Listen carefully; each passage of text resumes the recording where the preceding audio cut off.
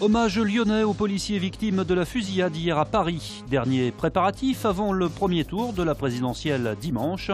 Enfin, le charbot, c'est parti avec une spéciale ce soir sur l'ancien site de la région. Hommage lyonnais aux policiers victimes de l'attaque terroriste hier soir sur les Champs-Élysées revendiquée par l'État islamique. Cet après-midi, le maire de Lyon, le préfet de région et plusieurs élus ont respecté une minute de silence devant le veilleur de pierre, place Bellecour, avant un dépôt de gerbes. Nous vous demandons de respecter une minute de silence.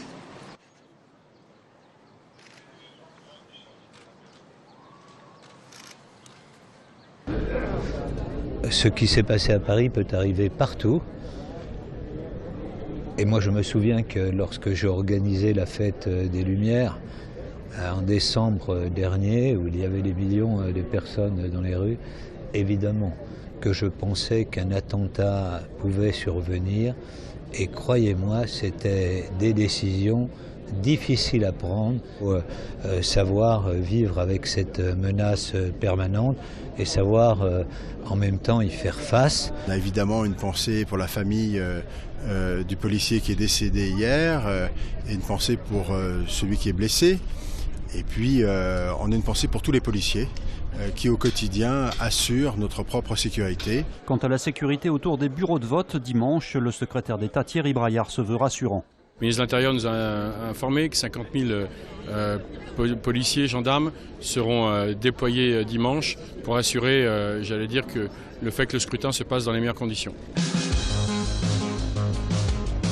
Pour le vote de dimanche, dans cette cantine, nous devrons mettre à disposition l'ensemble du matériel de vote. Dernier préparatif avant le premier tour de la présidentielle dimanche. Ici à Villeurbanne, tout est prêt pour l'ouverture des bureaux de vote. Le service élection se charge effectivement de recruter les secrétaires des bureaux de vote. L'élu adjoint en charge des élections, lui, s'occupe des présidents de bureaux de vote et les partis politiques doivent nous transmettre la liste des assesseurs. Donc normalement, tout le personnel devrait être à disposition dimanche. Des bureaux de vote qui seront ouverts dimanche de 8h à 19h et jusqu'à 20h à Lyon et Villeurbanne.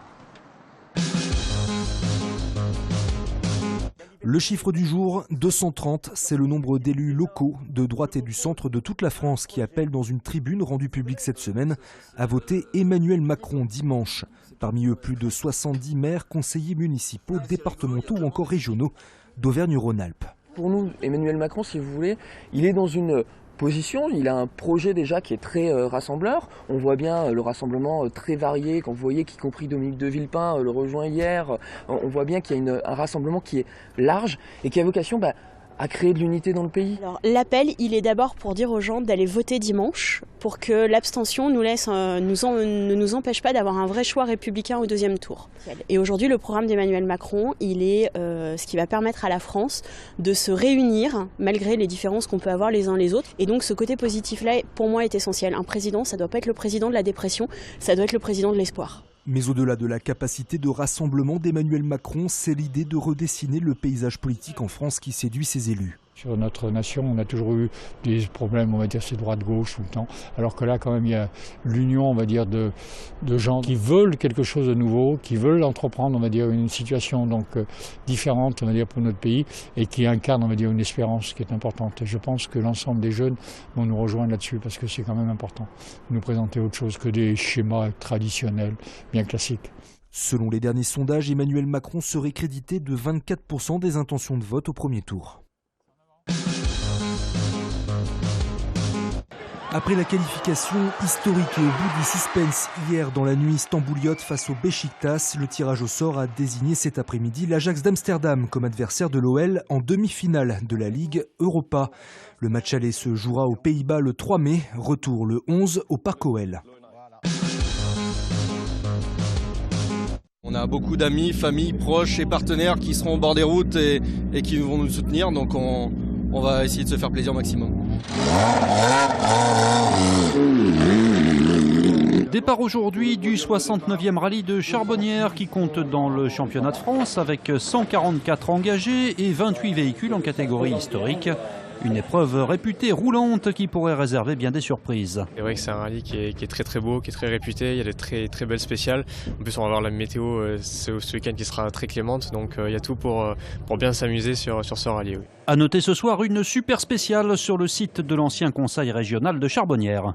Alors on fait 2 fois la boucle de Ternant, du côté de Ternant et de Bibeau, Montretier, Pitaval.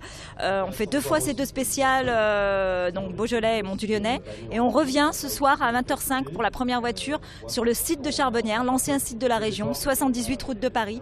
C'est une épreuve spéciale spectacle, un peu gymkhana, slalom, mais pour permettre à des gens qui sont novices, peut-être qui veulent juste découvrir, voir ces voitures en action, pouvoir le faire pas très loin de chez eux. Et côté pilote, la bagarre s'annonce serrée. David Salanon, incontestablement, est un grand favori. Il va y avoir une très très belle bagarre en catégorie R5. On a Johan Bonato qui va très vite et qui, à mon avis, peut jouer dans les outsiders. Il y a Franck Lyons avec une WRC. 200 000 spectateurs sont attendus sur le Charbot jusqu'à demain soir.